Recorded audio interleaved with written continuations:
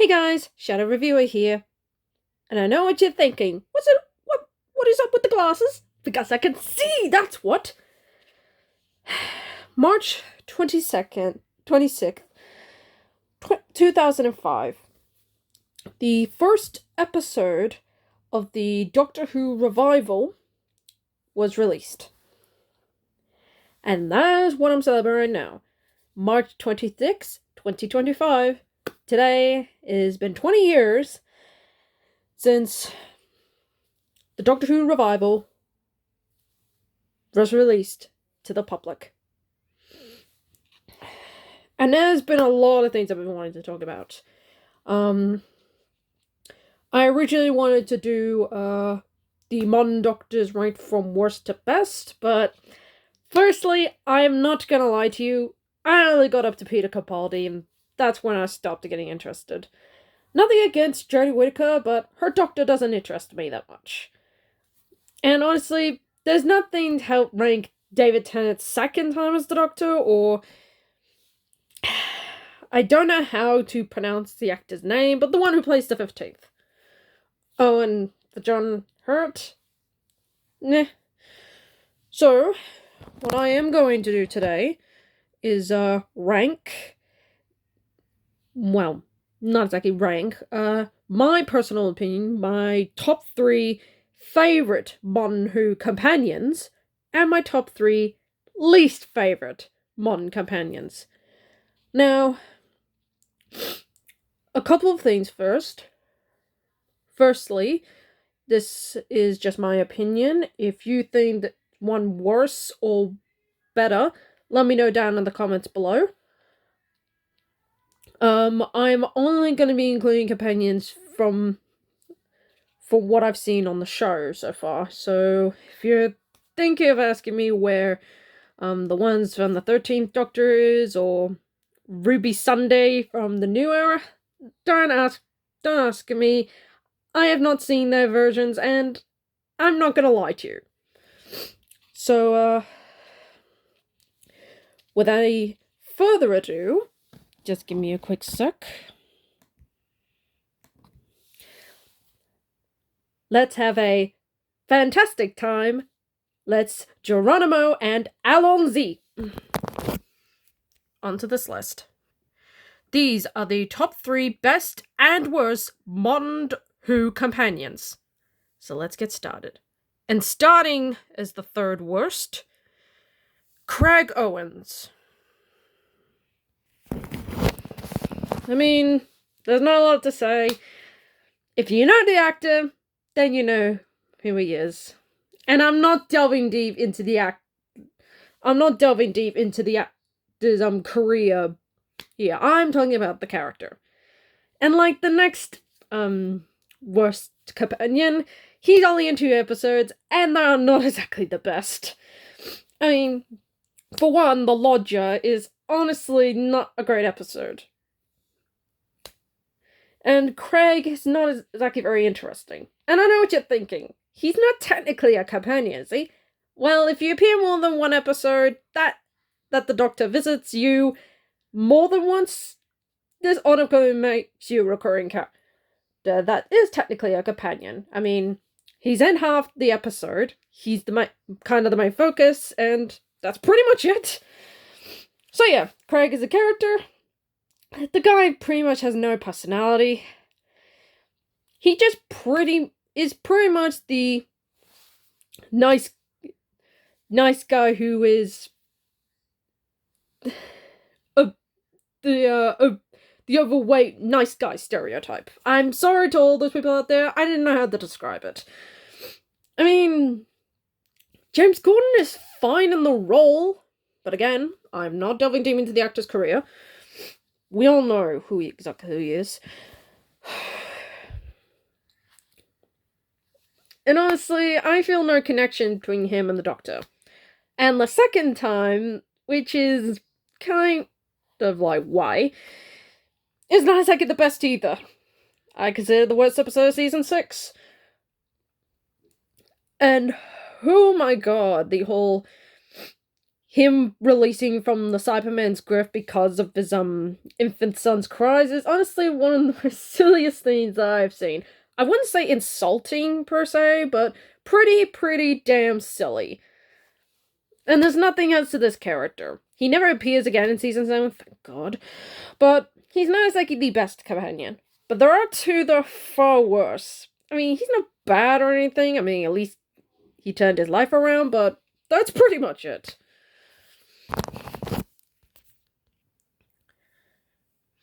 Now, looking at third best, Rose Tyler. Now, before you type down in the comments, why is she not higher? I get it. She's the first modern Who companion, and she's the most iconic. Played perfectly by Billy Tyler. Billy Piper. My apologies for swapping that up. She's fine. Rose is iconic. I get that. And she has great chemistry with Christopher Eccleston, and especially David Tennant. But the other two are just better in my opinion. What can I say? Rose is pretty awesome. I mean, she has great moments of humanity, and she can be smart in her own ways. I mean, where do I honestly begin? Saving the Ninth Doctor's life from the Daleks in the end of Series 1? Oh, badass in my mind. Standing up to the Sycorax in the 2005 Christmas special? Amazing. Helping the crew on Satellite 5 going up against the Ood. That is leadership in its quality. And saving the world, while sadly separated from the Doctor, is really tragic.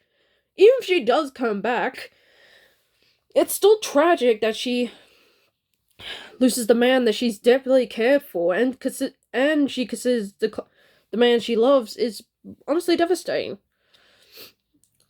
Billy Piper does great with what she's given, and she makes Rose Tyler an iconic character in the modern era of Who. She's the one that started it. She's the one that started it all. And it's great. And we wouldn't have the series the way it is without her. And the second worst, Adam Mitchell. Yeah, like Craig later on, he also is in 2 episodes. But he is not that bad in Dalek. True, yeah, he's actually one of the few things I would improve on. I mean, the long game is where it's at his worst. I don't know, Bruno Langley does fine with what he's given, but man, is Adam horrible. I mean, he's not entirely 100% bad. I mean, again, he was great in Dalek, but I wouldn't say great. Good enough in Dalek, but the long game is where he becomes insufferable. I mean, for one, he tries using future information to send back into the past, aka the present day. And this ends up causing him to give out information about the Doctor to the villain, but also gets them pretty much all of humanity is nearly lost because of him. No wonder the Doctor dumps him back on Earth, destroys all the info, and pretty much leaves him with the brain implant in his head. Yeah. To quote the Doctor, he only takes the best, and Adam, you failed miserably. And given the final shot of the episode, the guy is, I'm willing to bet, is lobotomized and pretty much dead. So Adam, you are a terrible companion. But sadly, there is one that I consider a lot worse. We'll be getting to you later. Coming in at the second best, Amelia Amy Pond. Karen Gillan is fantastic. When I think of great Doctor companions, Amy is up there among the best. And it's so hard to see why. I mean, her interactions with Matt Smith is one of the best things about the 11th Doctor's era. Honestly, his chemistry with Amy is some of the funniest and cutest. I mean, for one, it starts awkwardly at first, but firstly, the Doctor meets Amy as a kid, and it's kind of adorable. But as Amy grows a lot older, exactly 14 years, well, technically 12, 14 years later, she eventually starts traveling with the Doctor. And Karen Gillan does fantastic with what she's given. Honestly, her character is even greater in Series 6, where, she goes through pretty much a really interesting, timeline with her character. Pretty much that the Amy we've been seen traveling with in the second half of the series was not the original Amy. She was kidnapped and pretty much her newborn taken away from her. Honestly, I love this interesting timeline. I love the badass moments from Amy. The way she stands up to the Dream Lord in Series 5. What else is there? Let me think.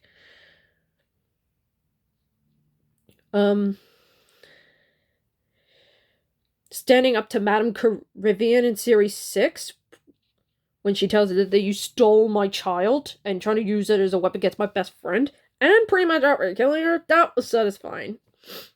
And what can we say about the devastating ending to Amy's character? The way she just says goodbye to her best friend, it's just horribly tragic.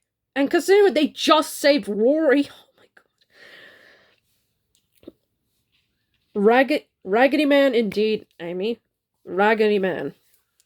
Honestly, Amy, you're a great character.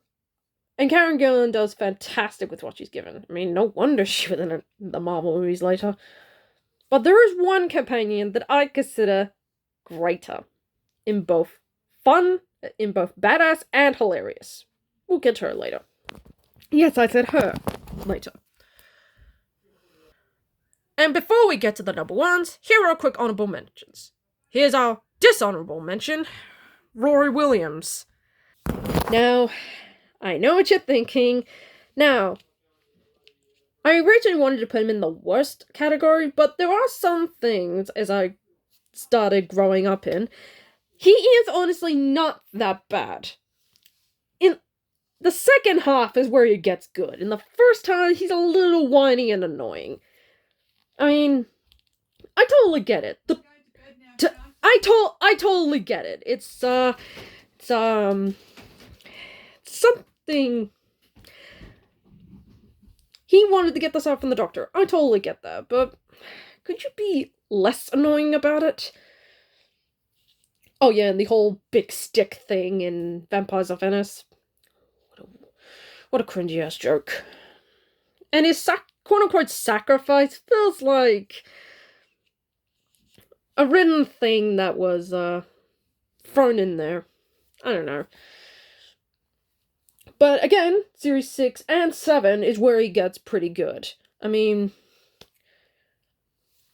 trying to rescue his wife, and that scene in the background where he faces the Cyberman and ships start blowing up, that was legit badass. Honestly, Arthur Darvill does have good chemistry with Karen Gillan when the writing is given them that much. So yeah, I wouldn't say he's bad, but he's good enough. Hence why he's only a dishonorable mention. He's good and fun. He's good and bad. And giving our honorable mention, Martha Jones. And I know I should have put her in the top 3, but the other ones, most people will be like, oh, you didn't put her on the list, or why did you put her on the list? That sort of thing. So, the reason I gave Martha the best honorable mention, Freya Ackerman is freaking great. I mean, coming off of Rose is a pretty tough act to follow, and she does great.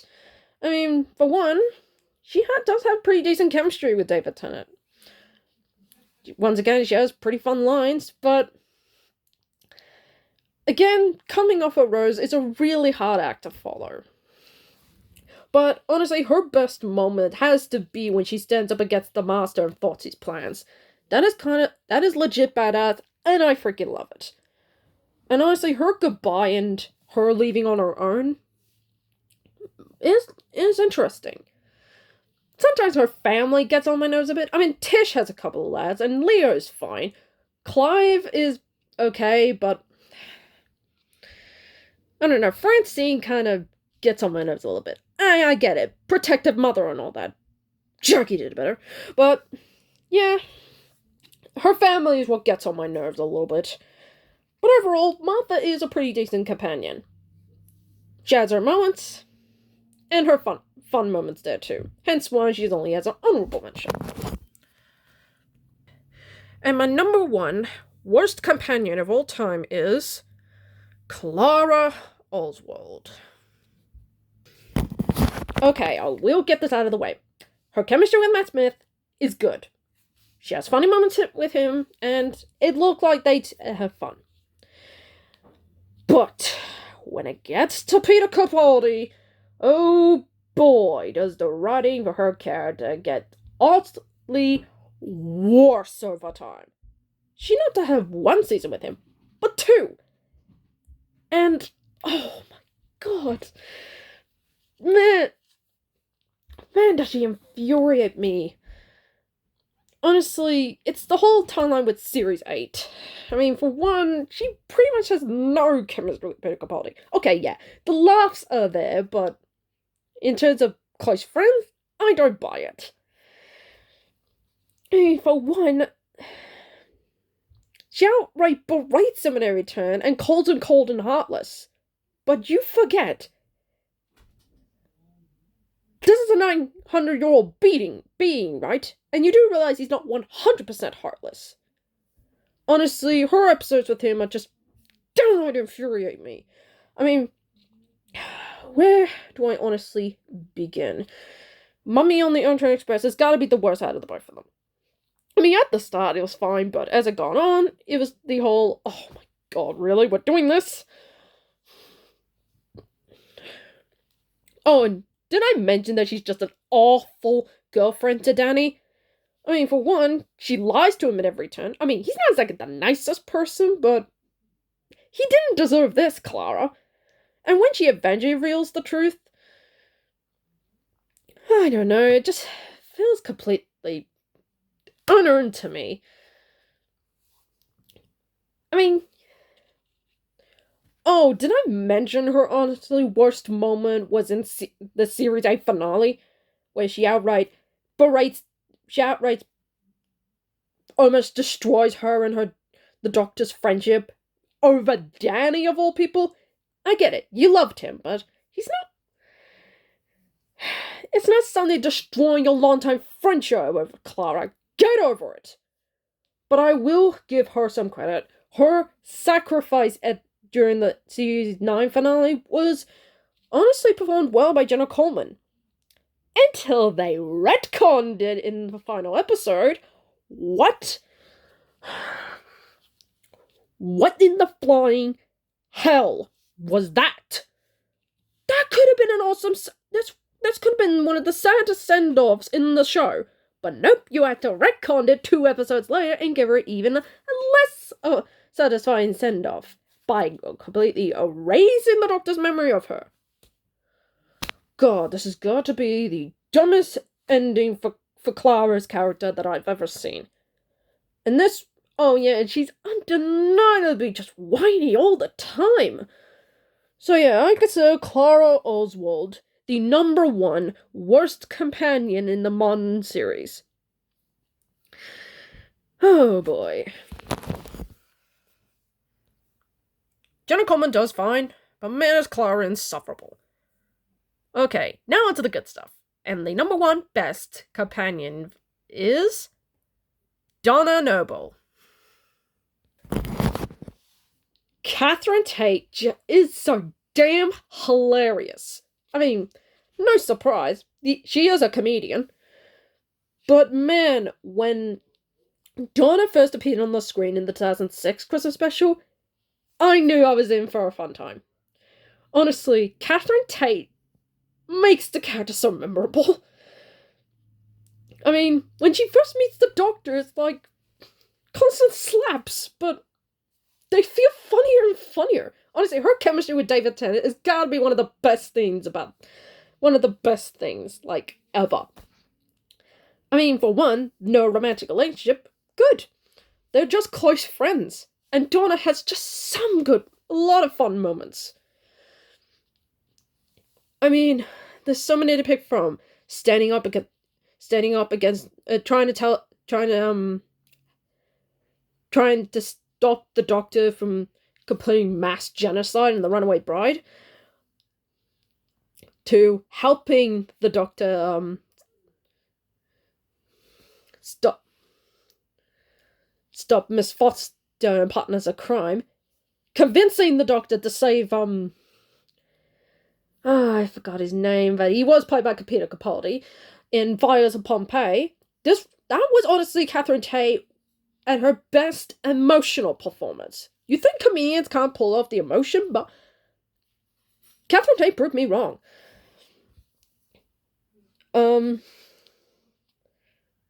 Meeting Agatha Christie in Unicorn of the West, that was fun. Her fun off times with Martha Jones in the Sontaran two-parter, which was great, by the way. To, her interactions with Rose in Turn Left. And, honestly, to the series finale has gotta be one of the most saddest moments that I've seen. Donna getting her memory erased to save her life after she starts absorbing the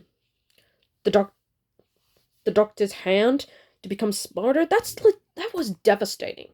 And honorable mention goes to her grandfather. Great character too. Now, I am gonna say that the retconning of her character in the 60th anniversary special was fine.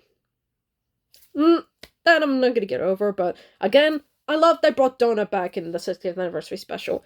I mean, if David Tennant was gonna come back, one of the old companions had to. And I'm glad they picked Catherine Tate, because, oh boy, is she still funny.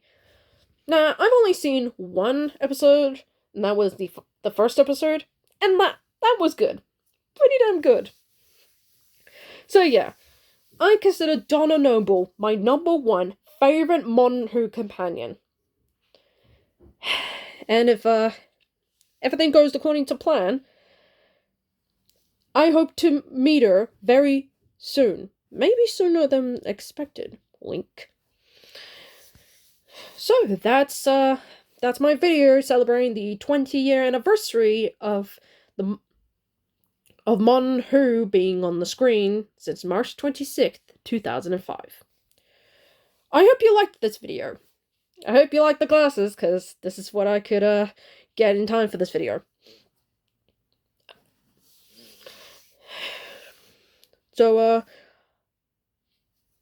one final mention, I will be at Supernova this Saturday, March 29th. If you want to come see me, I will be coming in for free hugs, free photos, and I'll be happy to mention you in my post hosting the event. So fingers crossed. I hope to meet some of you.